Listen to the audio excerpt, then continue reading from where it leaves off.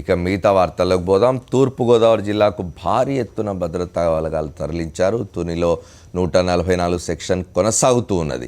మరోవైపు నేటి సాయంత్రం వరకు సానుకూల ప్రకటన రావాలని ముద్రగడ పద్మనాభం ఏపీ సర్కార్కు అల్టిమేటం ఇచ్చారు. సానుకూల ప్రకటన రాకపోతే ఆమరణ నిరాహార దీక్షకు దిగుతానని ఆయన హెచ్చరించారు. జిల్లాలో తాజా పరిస్థితి వివరించేందుకు మా కరెస్పాండెంట్ వెంకట్ జగన్నాథ్ ఫోన్ లైన్లో అందుబాటులో ఉన్నారు. ఆయన అడిగి తెలుసుకుందాం. వెంకట్, చెప్పండి, జిల్లాలో తాజా పరిస్థితి ఏమిటి? మరి ఇప్పుడు ప్రస్తుతం టౌన్ అంతా కూడా ప్రశాంతంగా ఉంది. ఎందుకంటే పోలీసుల రాత్రి మోహరించారు. పూర్తిగా బెటాలియన్ సిద్ధించడంతో రైల్వే స్టేషన్స్ అలాగే ప్రధాన కూడళ్లలో పూర్తిగా పోలీసుల గస్తీ నిర్వహిస్తున్నారు. ఏ ఒక్కరిని కూడా క్షుణ్ణంగా పరిశీలించి అనుమతించే పరిస్థితి ఉంది. 144 సెక్షన్ ఇక్కడ కొనసాగుతుంది. ఇప్పుడు ప్రస్తుతానికైతే ఎటువంటి ఆందోళన కానీ ఇక్కడ లేవు. ఉద్రిక్త పరిస్థితుల నుంచి కూడా బయటపడింది.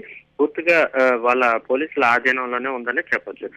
నేడు ఏదైతే అల్టిమేటం ఇచ్చారో ముద్రగడ పద్మనాభం ఈ రోజు కాపుల పైన ఎట్లాంటి నిర్ణయంతో ప్రభుత్వం ప్రకటిస్తుందో అన్న దానిపైన ఎదురు చూస్తున్నారు అందరూ కూడా. అలాగే ఈ రోజు ప్రకటన చేశారు. సాయంత్రం వరకు కూడా ఎట్లాంటి ప్రకటన రాని పక్షంలో తాను ఆమర నిరాహార దీక్ష కూర్చుంటానని చెప్పారు. ఆయన ఎక్కడ కూర్చుంటారు అనేది ఇంకా నిర్ణయం కాలేదు. ఆ నేపథ్యంలో మళ్ళీ ఒక పోలీసుల్లో ఒక ఉత్కంఠ అయితే నెలకొనుంది. మళ్ళీ సాయంత్రం కానీ ఎలాంటి పరిస్థితులు ఎలాంటి ప్రకటన రాని పక్షంలో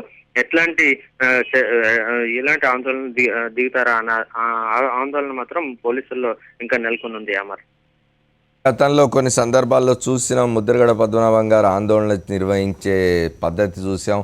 ఆయన తనను తాను ఇంట్లో లాక్ చేసుకొని కుటుంబంతో సహా ఇట్లా అనేక సందర్భాల్లో అనేక విషయాల మీద ఆయన చేసిన ఆందోళనలో అట్లాంటి పనులు చేస్తూ ఉంటారు. ఇప్పుడు ఆయన ఏ రకంగా ఈ ఉద్యమాన్ని ముందుకు తీసుకుపోబోతున్నారు అనిపిస్తున్నది?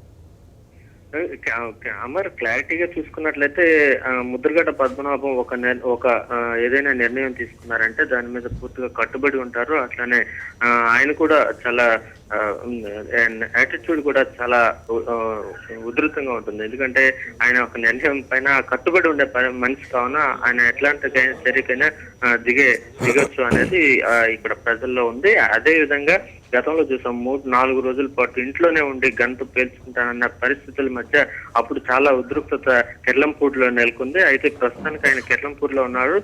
కెర్లంపూడి పరిసర ప్రాంతాల జనాలతో కూడా ఆయన మాట్లాడుతూ ఏం నిర్ణయాలు చేయాలనేది ప్రణాళికలను రూపుదిద్దుకుంటున్నారు.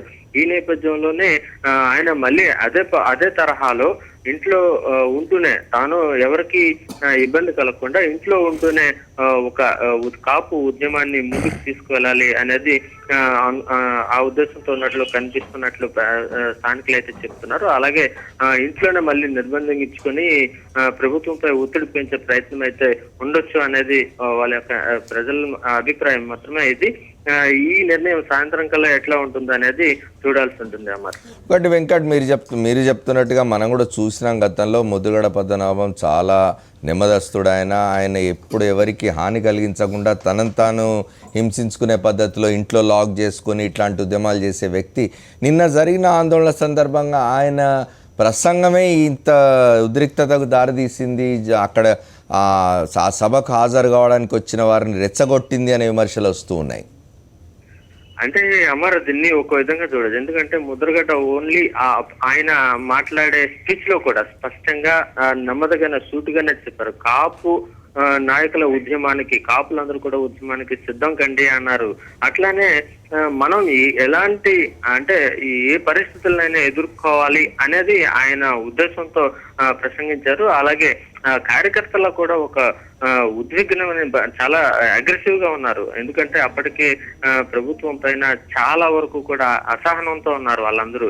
ఎందుకంటే ఇప్పటికే కమిషన్ వేయడంలో ఒక లేటు, అట్లానే ఇప్పటికీ కూడా బీసీల్లో చేర్చుకోవడం పైన చాలా నష్టపోయామనేది ఆ విద్యార్థుల్లో కానీ యువతలో కానీ అన్ని వర్గాల్లో కూడా ఇది నెలకొని ఉంది. ఆ సందర్భంలోనే ఆయన మాట్లాడే స్పీచ్ అనంతరం వాళ్ళకు మట్టుగా నేరుగా అక్కడ రోడ్లపైకి అలాగే రైలు ట్రాక్ పైకి వెళ్ళిపోవడం జరిగింది. అలాగే అంటే రత్నాచల్ ఒక ఘటన చూసుకున్నట్లయితే అప్పటికే ఆయన డ్రైవర్ ఆపకుండా వెళ్ళిపోవాలి అనే దాంతో దృక్పథంతో ఉన్నట్లు వీళ్ళు గుర్తించారు. అందుకనే రాళ్ళు రోవడం మొదలు పెట్టారు. కానీ అదే ఒకవేళ ఆపి ఉన్నట్లయితే కేవలం అక్కడితోనే సరిపోయేది అనేది కొంతమంది భావన కూడా అన్నారు. Thank you Venkat, thanks for the updates.